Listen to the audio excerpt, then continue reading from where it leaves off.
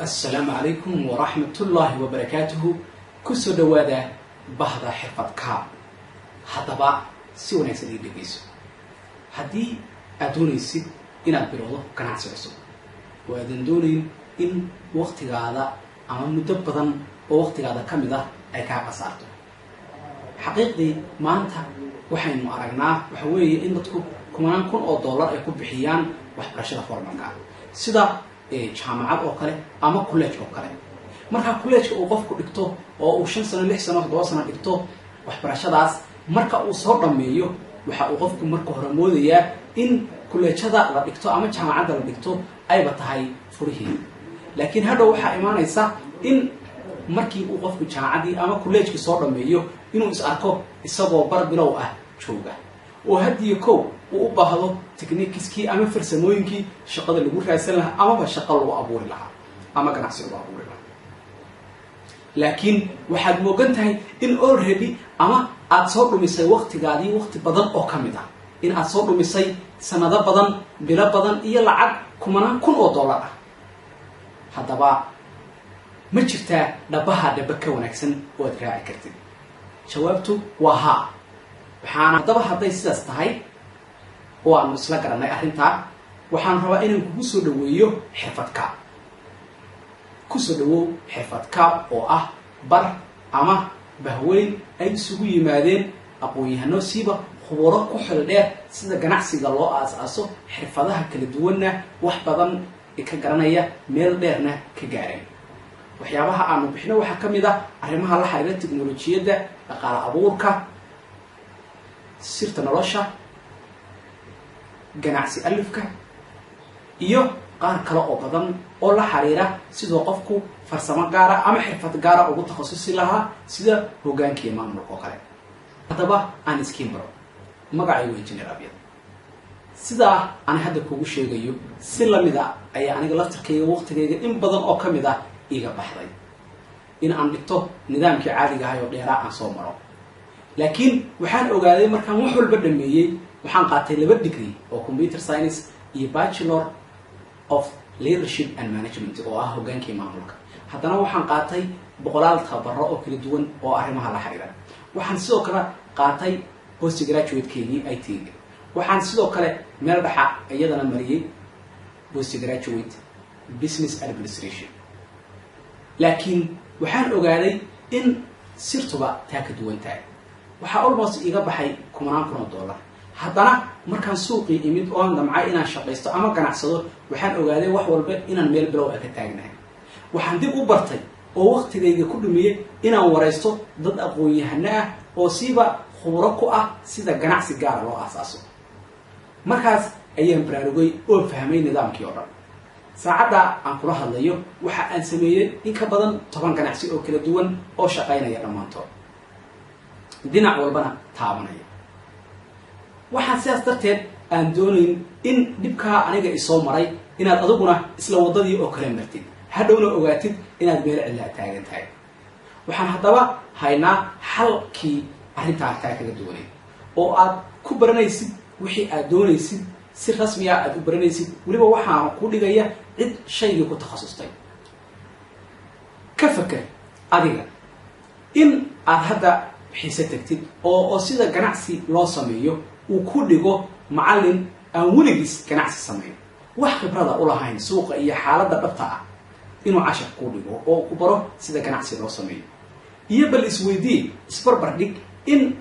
uu ku dhigo sida ganacsi loo sameeyo qof already ganacsigaas ku guuleystay guul la ka gaaray experience iyo khibrad rasmi ah ganacsigaas si toos ah ugu leh koorsooyinka aan dhigayno waa kuwa u diyaarsan in ay ka jawaabaan baahi rasmi ah tusaale ahaan koorsooyinka kuwa kamid ah ayaa noqon kara in qofku uu bilaabo ganacsi salahan general trading oo kale waxa si rasmi ah lagu barayaa general trading marka bilaabaysid wax walba ama ganacsiga guud wax walba oo ama export ama import ha noqoto oo la xiriirta arrinta tusaale ahaan xiisadka waxay noqon kartaa sida loo bilaabo ganacsi automobile ama gaariyaasha waxa si rasmi ah lagu barayaa waliba qof already ku guuleystay oo khibrad fiican u leh ayaa xigmada ku dhigaya waxa kale oo inta dheer koorsooyinka farsamada sida qofku inuu barto waxyaabihii caadiga ahaa ee lagu shaqayn lahaa accounting, hogaankii maamulkii, teknolojiyadda waxyaabaha la xiriiray dhammaantood iyagana koorsooyino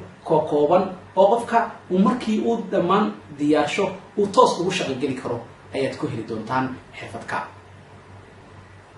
sidaad la socotaan waqtiga aynu hadda marayno ma ahan waqtigii qofka theory ama sheeko inta loo dhigo la dhaho saas weeye kadibna faraha laga qaado oo kadibna qofkii markii theorygii aan ku salaysnayn waaqica ama information outdated ah. xaqiiqdii maanta jaamacadaha iyo kuleejooyinka dalkeena ku yaala waxaa laga dhigaa waa buugaag la qoray 10 sano 30 sano intaba la qoray ka hor. marka adigu isweydii information 20 sano ama 10 sano ka hor la qoray sidee xaaladda waaqiciga ah oo maalin isku bedesha loogu apply gareyn karaa. taa weeye sidoo kale tan aan xal ku ahayno. xirfadkaab waxa ay ku haysaa koorsooyin rasmi ah oo la jaan qaadaya xaaladda markaa taagan. waxaana ku baraya dad iyagu xaaladda si rasmi ah uga warqaba oo ka shaqeeya arrimaha noocaas. marka adiga isweydii laba yaa ku roon. waxa kale oo muhiim ah in aad fahantid in xirfadkaab ay kugu dhigayso ama aad kaga dhigan kartid dhammaan koorsooyinka noocaasa oo meel kale oo xaqiiqdii aad ka dhigan kartid aysan jirin taariikhda. in taariikhdu iyo waqtigu uu ku bara meehe. isweydii adigu maanta in aad ganacsi ku bilowdid 20,000 oo uu kaa qasaaro oo information kala duwan ama akhbaaraad aan maaragtay fadhin inta lagu siiyo aad ganacsigaadi bilowdid oo uu kaa qasaaro. haddana mid kale aad ku bilowday 30,000 haddana waad ku qasaartay ama 5,000 baad ku bilowday. marka adigu isweydii $50,000 ama $30,000 ama $5,000 xilli xoolaba aad ka haysatay ayaa hal mar qasaaraysa. ka waran haddaad ogaan lahayd dhammaan sirtii ganacsiga la xiriirta oo dhan ka hor inta aadan bilaabin, weliba uu ku dhigo si rasmi ah ay kugu dhigaan dad ku takhasusay oo ganacsigaas already sameeyey oo guul ka gaaray. bal arrintaa ka waran. taa weeye midda aanu ku siinayno haddaanu nahay bahda xirfadkaab. qaalina ma aha xaqiiqdii waxa uu wax kugu soo baxayaan ama aad wax ku dhiganaysid oo dhammaan casharo aad ku dhiganaysid waa qiimo aad u jaban. ka fakar adiga isweydii TV-ga hadda guryaha inagu wada xiran dhammaanteen waxaa la bixiyaa bishii $10 ayaa la bixiyaa. waana TV waad ogtahay waxa aad ka daawan karto way iska kooban yihiin. wararka newska ayaa si free ah uga heli kartaa website-yada internetka ka heli kartaa. wararkaas iyo musalsalo iyo waxyaabo aan noloshaada si rasmi ah u taabanayn ayaad $10 ku bixinaysaa bishii. sidoo kale haddaad aadid waxbarasho galaas la faraysanayo waxaa laga yaabaa $50, $100, $1,000 iyo ka badan inaad ku bixisid koorsooyinkii semesterkii. xirfadkaab haddaba taa mid ka fudud oo cid walbe ay baran karto kana faa'iideysan karta fursaddan ayaanu idin haynaa. bishii oo dhan ardayga ama qofka cilmi doonka ah oo doonaya inuu xirfaddan dhigto waxaa laga qaadayaa waa $6 oo qura. haddiise aadan doonayn in bil walba aad $6 bixisid oo aad arrintaasi ay iyada laftirkeeda culays ugu tahay, waxaa ka fiican qaabka labaad oo ardayga aan u diyaarino inuu ka faa'iideysan karo oo ah inuu bixiyo $18 6 bilood oo dhan. markaa bal adigu ka fakar waa $18 6 bilood oo dhan. haddii loo qaybsho bishii waxaan waxba ahayn oo $6 ka yar ayaa xaqiiqdii kusoo aadamaysa. waa hagaag. marka bal adigu isfahansii in labadaas fursadood hadba kii kuu roon aad qaadan kartid. waa $6 oo bishaas oo dhan ah ama $18 oo 6 bilood oo dhan ah. haddii TV uu ku xiran yahay 6 bilood macnaha waxay ka dhigan tahay $60 inaad ku bixisay TV. laakiin bal ka fakar $18 oo noloshaada wax alaala wixii aad ku horumarin lahayd aad ku baranaysid 6 bilood. sidoo kale aad 6 bilood oo kale ku xigta sidaas oo kale aad u wadaysay subscription fee.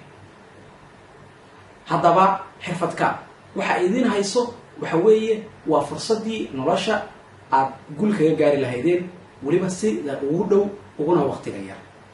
kaaga bixi mayso lacag badan in aad guulaysatid weliba dadka guulaysta ee wax kuu dhigaa.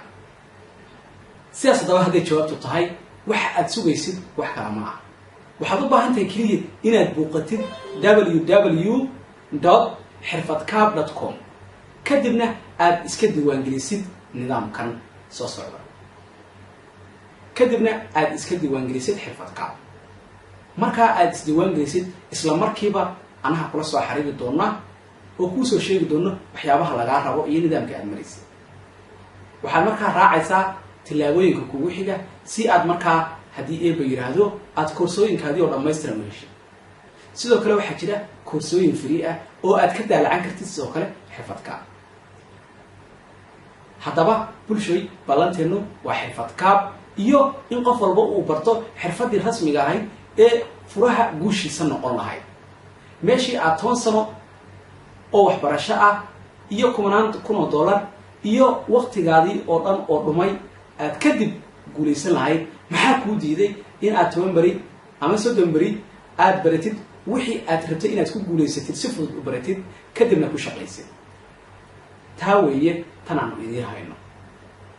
waad mahadsantihiin. والسلام عليكم ورحمة الله وبركاته.